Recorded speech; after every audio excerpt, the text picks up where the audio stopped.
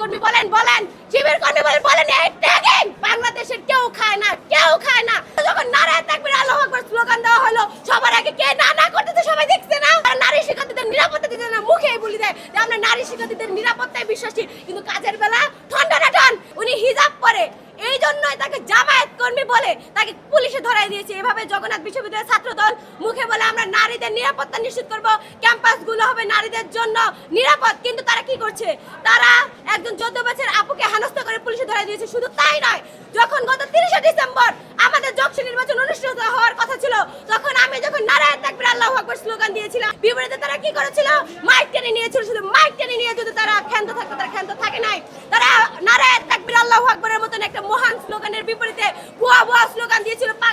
বাংলাদেশের প্রতিটি জনতা, সচেতন জনতা, ধর্মপ্রাণ মুসলিমরা কিন্তু এটা দেখেছে। এবং শুধু তাই নয়, জগন্নাথ বিশ্ববিদ্যালয় ছাত্র দলের যিনি সদস্য সচিব হচ্ছে শামসুল আরিফিন ভাই, উনি এর আগেও কিন্তু নারী শিক্ষার্থীদের হিজাব নিয়ে গুরুত্বপূর্ণ মন্তব্য করে সমালোচনার শিকার হয়েছিলেন।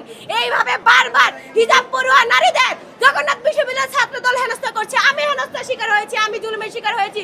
সেই দিন আমার হাত থেকে মাইক টেনে নেওয়ার পর আমি চুপ ছিলাম, কিন্তু যারা যখন নারায়ে তাকবীর আল্লাহু আকবার স্লোগানের বিরুদ্ধে ভুয়া স্লোগান দিয়েছিল আমি কিন্তু তেড়ে গিয়েছিলাম এবং তারা বলতে চাইছে আমি কিন্তু বিশৃঙ্খল। তারা আমাকেও জামায়াত কর্মী এবং শিবির ট্যাগ দিতে চেয়েছে।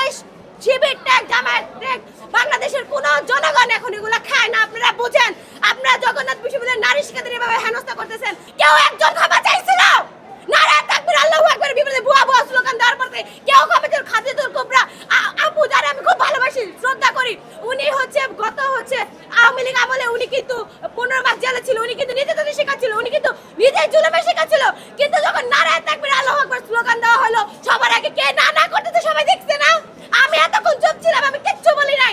আপুরেও শ্রদ্ধা করি, এই জন্য আপুর বিপরীতে কিচ্ছু বলিনি। কিন্তু আপু, আমি আশা করছিলাম আপনি বলবেন, আপনি ছাত্র দলের বাইরে গিয়ে বলবেন যে তোমরা এটা ঠিক করে নাই, ক্ষমা চাও, এক্ষুনি ক্ষমা চাও। আপনি ক্ষমা চান নাই। আপু, এখনো আমি কষ্ট পাচ্ছি যখন আমাদের 14 বছরের আপুকে জামায়াত কর্মী, হিজাব পরার কারণে জামায়াত কর্মী বলে পুলিশের কাছে ধরাই দেয়। আপু, আপনি এসে দাঁড়ালেন না, আপনি আমার পাশে এসে দাঁড়ালেন না। আমি আশা করছিলাম আপনারা দাঁড়াইবেন, অন্তত আপনি দাঁড়াইবেন, কিন্তু আপনি দাঁড়ালেন না। দাঁড়ান নাই, ঠিক আছে, কিন্তু জগন্নাথ বিশ্ববিদ্যালয়ের শিক্ষার্থীরা, এই অছাত্র কুছাত্রদের ভবিষ্যতে আপনার প্রতিহত করবেন না। আজকে ব্যালট বিপ্লবের মাধ্যমে এদের এই অছাত্র কুছাত্রদের আমাদের ক্যাম্পাসের থেকে বিতাড়িত করবেন। যারা নারী শিক্ষার্থীদের নিরাপত্তা দিতে না মুখেই বলে দেয় যে আমরা নারী শিক্ষার্থীদের নিরাপত্তায় বিশ্বাসী, কিন্তু কাজের বেলা ঠন। তারা নারী শিক্ষার্থী হিজাব করলে বলে জামায়াত কর্মী, শিবির কর্মী, তারা হিজাব খুলতে বলে। এই ধরনের কার্যক্রম ভবিষ্যতে বাংলাদেশে যারাই করবে তাদের আমরা রুখে দিব। আর আমি আজকে হিজাব পরিস্থিতি থেকে আমাকে জামায়াত শিবির বলবেন এত ট্যাগিং দিয়ে না। আমি হিজাব যখন পড়তাম না তখন তো কেউ বলেন নাই তুমি ওই কর্মী সেই কর্মী। আমি হিজাব পরে দেখে যদি আপনারা জামায়াত কর্মী বলেন শিবির কর্মী বলেন এই ট্যাগিং